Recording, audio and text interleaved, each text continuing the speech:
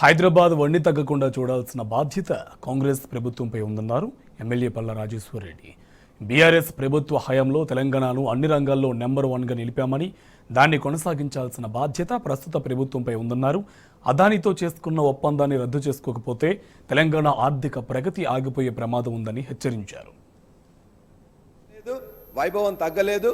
ఇది అలా హైదరాబాద్ లివబుల్ సిటీగా ఉంది, లవబుల్ సిటీగా ఉంది, గ్రీన్ సిటీగా ఉంది, హ్యాపెనింగ్ సిటీగా ఉంది, ఖచ్చితంగా హ్యాపీ సిటీగా ఉంది. దాన్ని మీరు కొనసాగిస్తామని చెప్పేసి అంటే సంతోషం. ఇలా ఆనాడు జిఎస్డిపి 4.5 లక్షల కోట్లు ఉంటే ఇలా 13.1 లక్షల కోట్లతో మీకు అప్పచెప్పినాం. మీ పర్ క్యాపిటల్ ఇన్కమ్ ఆనాడు 1,12,162 ఉంటే మీకు 3,12,398 పర్ క్యాపిటల్ ఇన్కమ్ తో మీకు అప్పచెప్పినాం దేశంలో నెంబర్ 1గా. అదేవిధంగా లోన్స్ మీరు అందరు ఆస్తులు అని చెప్పిండ్రు, అందులో కూడా మేము కింది నుంచి ఉన్నాం, పై నుంచి 24వ స్థానంలో ఉన్నాం.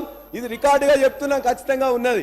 అదేవిధంగా పేదరికం కూడా మేము 2014లో తెలంగాణ ప్రభుత్వం వచ్చినాడు 21.92% ఉంటే ఇవాళ 5.8% వచ్చినాం. ఏది కూడా ఇవన్నీ మా విజయాలు ఖచ్చితంగా ఉన్నాయి. దీన్ని బేస్ చేసుకొని ఇంకా బాగు చేస్తే ఆహ్వానిస్తాం, సహకరిస్తాం, ఖచ్చితంగా చేస్తాం. భారతదేశంలోనే టిఎస్ ఐపాస్ అని పెట్టి ఇవాళ సింగిల్ విండో క్లియరెన్స్ ద్వారా దరిదాపుగా 4 లక్షల కోట్ల పెట్టుబడులను తీసుకొచ్చినాం. 17 లక్షల మందికి ఉద్యోగాలు ఇప్పించినాం. మీరు ఇంకా తీసుకొస్తే బ్రహ్మాండంగా ఉంటుంది, మేము కూడా ఆహ్వానిస్తున్నాం. మేమేమన్నాం, ఇదే డావోస్కి వెళ్ళాలి, పెట్టుబడులు తేవాలి అని చెప్పేసి అంటే ఇక్కడ కూర్చున్న మంత్రులే మాట్లాడిరు. ఆనాడు మంత్రులే మాట్లాడిరు. ఏమన్నారు అధ్యక్ష? డావోస్ పోతున్నారు, ఇండస్ట్రీస్ మినిస్టర్ డావోస్ పోతున్నారు, ఆ ఇండస్ట్రీస్ మినిస్టర్ విహారాలకు పోతున్నారా, విలాసాలకు పోతున్నా అన్నారు. ఇప్పుడు వాళ్ళకి తెలిసి వచ్చింది అధ్యక్ష, మేము కూడా ఇలా డావోస్కి వెళ్ళాలని చెప్పేసి.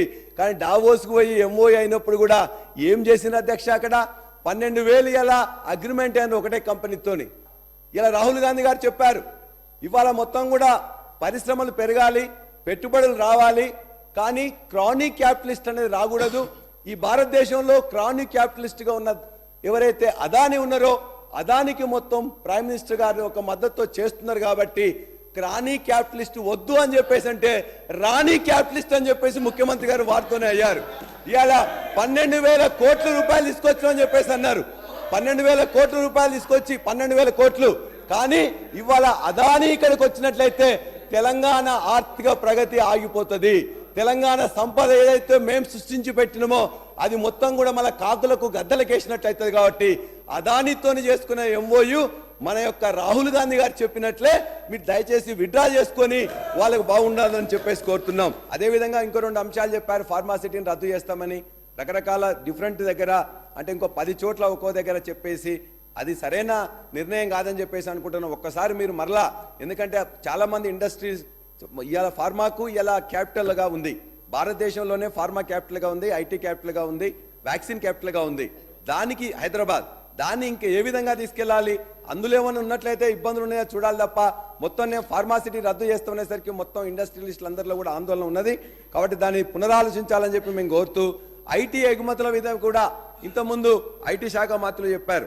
ఇవాళ భారతదేశంలో అత్యంత ఎక్కువగా 2014లో 57,000 కోట్ల ఐటీ ఎక్స్పోర్ట్స్ అయినట్లయితే ఈ సంవత్సరం 2,41,000 లక్షల కోట్ల ఎగుమతులు అయినాయి. భారతదేశంలో రేట్ ఎక్కువ ఉన్నది. ఆనాడు ఉద్యోగులు 3 లక్షల మంది ఉంటే ఇలా 10 లక్షల మంది ఉద్యోగులు ఇలా ఐటీ కానీ ఐటీయేతర సర్వీసులో చేస్తున్నారు. ఇవాళ భారతదేశంలోనే అత్యంత ఎక్కువగా పేరు తెచ్చుకున్న సంస్థ ఇలా టీ హబ్. దాన్ని ఏ విధంగా మీరు వృద్ధి చేయాలని చెప్పేసి ఆలోచించండి. 1,60,000 ఉద్యోగాలు 10 సంవత్సరంలో ప్రభుత్వంలో కానీ ప్రభుత్వ సంస్థల్లో కానీ సింగరేణి కావచ్చు, జెంకో కావచ్చు, ట్రాన్స్కో కావచ్చు, ఒక 10 సంస్థలు రిక్రూట్ చేసిన ఒక పబ్లిక్ సర్వీస్ కమిషనే కాదు. ఇవాళ ఉద్యోగాలు ఇస్తే నిన్నగాక మొన్న కొన్ని 2 ఉద్యోగాలు వచ్చినాయి అధ్యక్ష. 2 లక్షల ఉద్యోగాలు ఇస్తామని చెప్పారు, సంతోషం. ఆ 2 లక్షల ఉద్యోగాల్లో మనం కూడా ఒకటి, కాంగ్రెస్ పార్టీ కూడా ఒకటి డిక్లేర్ చేసింది. మొత్తం కూడా వాళ్ళ దాంట్లోనే కాంగ్రెస్ జాబ్ క్యాలెండర్ చెప్పేసి public service commission the first group 1 examination ఫిబ్రవరి 1కి నోటిఫికేషన్ ఇస్తామని చెప్పింది. మేము చెప్పలే అధ్యక్ష, మీకు గుర్తు చేస్తా ఉన్నాం. ఫిబ్రవరి 1 8 రోజులు అయింది కాబట్టి మిమ్మల్ని అది గుర్తు చేస్తూ మేము ఒకటే చెప్తున్నాం. 10 సంస్థల ద్వారా రిక్రూట్మెంట్ చేసినాం. ఒక పబ్లిక్ సర్వీస్ కమిషన్ లో దగ్గర పేపర్ లీక్ అయితే వాళ్ళ మీద చర్యలు తీసుకున్నాం. ఇవాళ మీరు పబ్లిక్ సర్వీస్ కమిషన్ రిక్రూట్మెంట్ వాళ్ళందరినీ కూడా తీసేశారు. ఎవరిని వేసిండ్రు అక్క? ఎవరిని వేసిండ్రు? ఇవాళ ఒక రాజకీయ సంబంధం లేని వేస్తా అన్నారు, రాజకీయ నాయకుల్ని కూడా వేశారు. ఈ తెలంగాణకి సంబంధం లేని వాళ్ళని కూడా ఆంధ్ర వ్యక్తిని కూడా అందులో వేశారు. ఇలా 95% గవర్నమెంట్ ఉద్యోగాలు తీసుకొచ్చింది గత ప్రభుత్వం.